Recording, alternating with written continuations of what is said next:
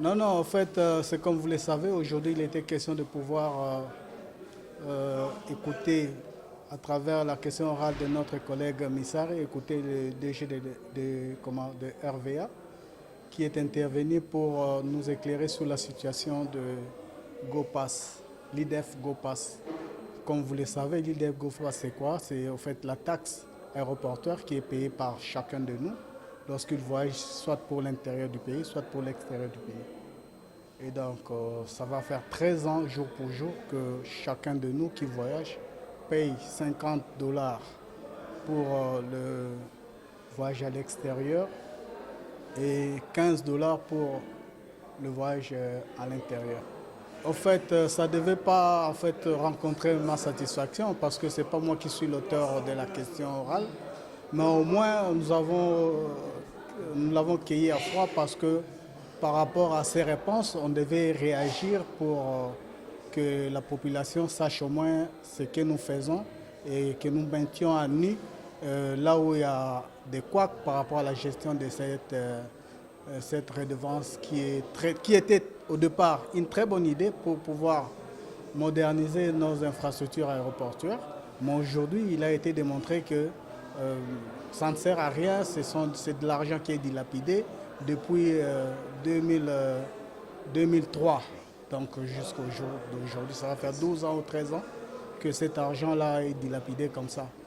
Et mon intervention, c'était juste pour pouvoir montrer à la face de la population qui nous suit que cet IDF, tel qu'il l'a présenté, les réponses n'étaient pas appropriées parce qu'il a présenté juste les attributions de la RVA, les charges d'exploitation de la RVA, et puis c'était tout. Et pourtant, cette taxe telle que présentée entre dans ce que vous appelez le compte spécial, c'est-à-dire c'est un compte qu'on a au niveau de la loi des finances pour pouvoir permettre à ce qu'on puisse prélever et rencontrer sous forme de charge l'objet pour lequel on est en train de prélever, c'est-à-dire moderniser les infrastructures aéroportuaires.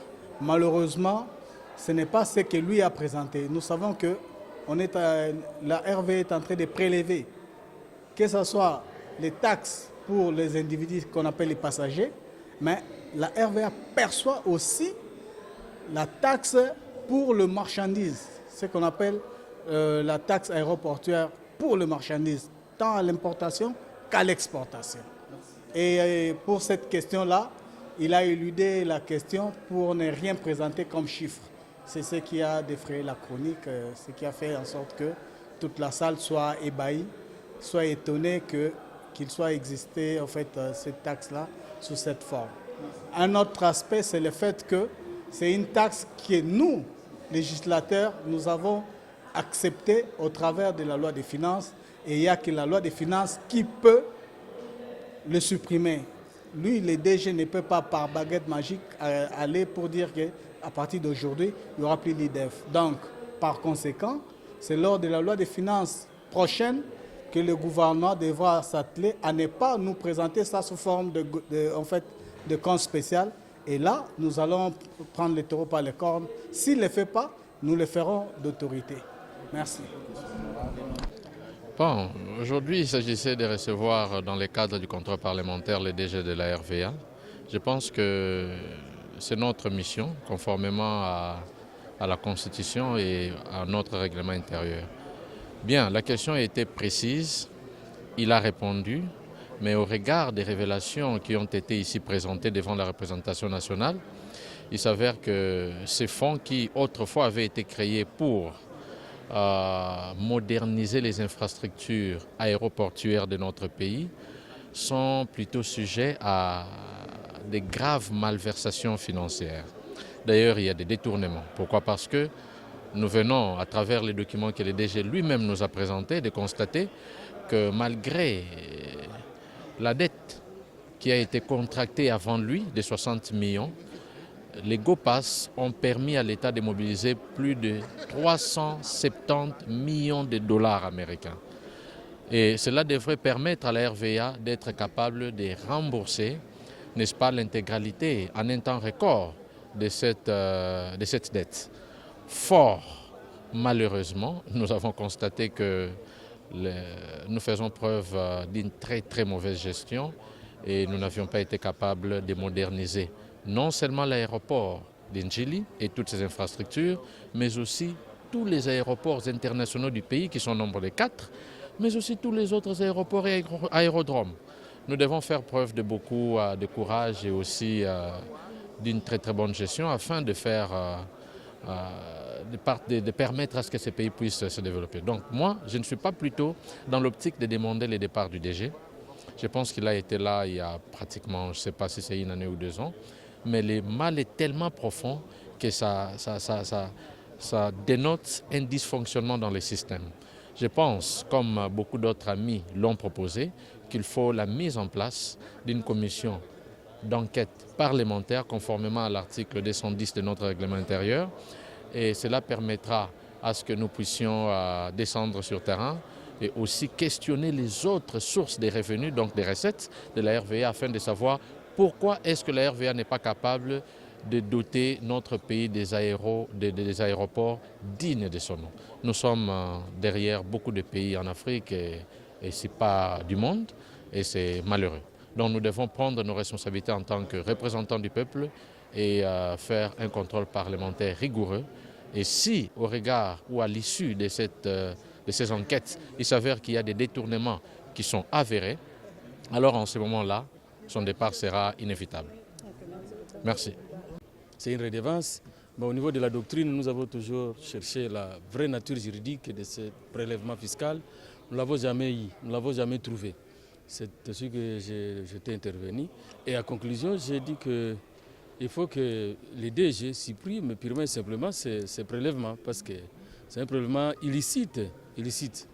On a dit que c'était une décision politique en 2009, tout ça, mais pour nous, juristes, nous savons que c'est GOPAS a comme fondement la décision de M. le DG de la RVA de 2009.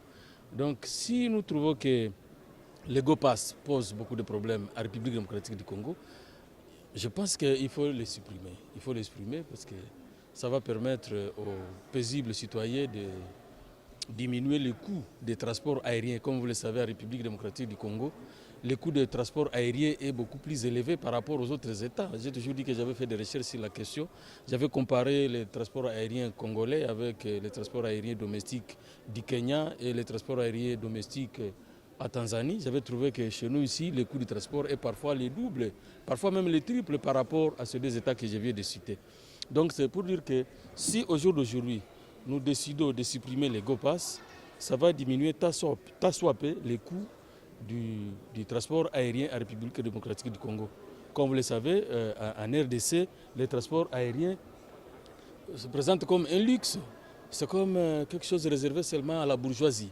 Donc n'importe qui ne peut pas voyager par avion. C'est un luxe, tout simplement parce qu'il y a beaucoup de taxes, il y a beaucoup d'impôts, il y a beaucoup de prélèvements fiscaux et parafiscaux qui pèsent sur l'exploitation, qui pèsent sur le secteur du transport aérien. Donc, si on supprimait les GOPAS, nous pensons que ça va diminuer tant soit peu les coûts d'exploitation du transport aérien. Voilà un peu notre position. Pour votre question, comme vous l'avez remarqué, le VPM était rentré aujourd'hui pour venir répondre aux questions des collègues députés parce que mes questions ont déjà été répondues lors de la plénière passée. Est-ce que je suis satisfait, oui ou non? Je le dirais partiellement. Mais j'ai senti dans la réponse du VPM la volonté d'aller au-delà de ce que nous constatons aujourd'hui. La volonté d'améliorer les choses, la volonté de mieux faire. C'est pour cela que j'ai dit partiellement je suis satisfait. C'est pour cela, en lisant cette volonté en lui, je me suis dit, nous avons tous l'obligation aujourd'hui d'apporter notre pierre à l'édifice pour que la question de la sécurité soit très bien prise en charge. Raison pour laquelle nous avons formulé cette recommandation, mais avant de formuler les recommandations, on a d'abord commencé par faire remarquer au VPM quelles sont les vraies causes aujourd'hui des arrestations arbitraires, des tracasseries policières. Nous lui avons fait remarquer, premièrement, il y a des policiers qui travaillent mais qui ne sont pas pris en charge par l'État. Donc nous sommes à 10 Si nous, tous les 10, nous travaillons et qu'il y a 4 qui sont payés et 6 ne le sont pas, naturellement, les 6 là vont se donner le moyen de se faire payer. Ce qui explique aujourd'hui la question des arrestations arbitraires. Et deuxièmement, j'ai fait remarquer au VPM qu'il se pose aujourd'hui la question du contrôle rigoureux de toutes les amendes qui sont perçues au niveau des SIED et sous-SIED. Et cette absence d'un contrôle explique une certaine liberté dans les chefs de ceux qui gèrent les sous-SIED. C'est pour cela ils se permettent de fixer les amendes à n'importe quel montant et ne sachant pas par où, qui sera derrière et pour les contrôler. Et au-delà de ça, nous avons ajouté la question de la formation qui pose problème parce qu'aujourd'hui, tirer les balles dans nos quartiers, ça devient comme une démonstration. Donc ça montre juste le niveau de la formation qui pose problème. Au-delà de ces 3 causes que nous avons présentées au VPM, nous avons formulé 7 recommandations. La première recommandation, naturellement, nous avons exigé au VPM de procéder dans le meilleur délai à l'identification de tous les policiers qui travaillent mais qui ne sont pas pris en charge par l'État. Et à partir de là, commencer à le prendre en charge pour progressivement résoudre la question. Deuxièmement, nous lui avons dit que cette question, c'est une question urgente et à une question urgente, il faut un plan urgent. Et nous lui avons recommandé de mettre en place un plan urgent qui retrace les actions concrètes. Et ces actions doivent être inscrites dans le temps et ces actions doivent préciser qui sont les responsables de chaque action. Et nous lui avons également recommandé de veiller sur la bonne application de l'opération Ndobo, qui aujourd'hui nous estimons que cette opération s'est transformée d'une opération Ndobo vers une opération filet. Le filet, c'est vous jetez les filets, vous prenez n'importe quoi, vous prenez les poissons, vous prenez les bois, vous prenez tout, et puis après vous allez commencer maintenant à trier les poissons. Mais malheureusement, quand ils font cette opération filet, quand ils jettent le filet, ce n'est pas le moment de triage, mais c'est tout celui qui se retrouve dans le filet qui paye les prix. Et c'est ce qui renforce aussi cette opération de tracasserie policière. Nous lui avons également demandé de bien fixer la question des zones géographiques. Parce que vous avez des policiers de Lemba qui interviennent à Kisenso, les policiers de Matete qui interviennent à Kingabwa. Et toutes ces questions, cette liberté d'intervention sans un bon encadrement, ça pose aujourd'hui un sérieux problème. Et en cinquièmement, nous lui avons demandé de mettre en place des bureaux relais de paiement des amendes. Au lieu que ça soit comme ça, mais il faudra que nous ayons dans nos sous-SIED les bureaux. Ce qui va nous permettre de séparer les OPJ et le percepteur des amendes. Et nous lui avons également demandé de mettre en place une politique de vulgarisation en collaboration avec les élus nationaux que nous sommes, une politique de vulgarisation des infractions et des amendes correspondantes. Il faudra que nous devons savoir quand je commets telle infraction, que dois-je payer.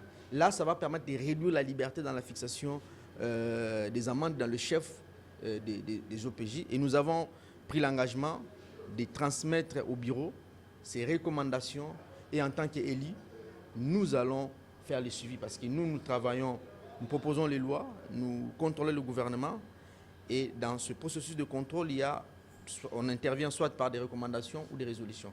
Et moi, je passerai par les recommandations pour toucher le VPM et être derrière le VPM pour que ces recommandations-là trouvent des solutions le plus rapides.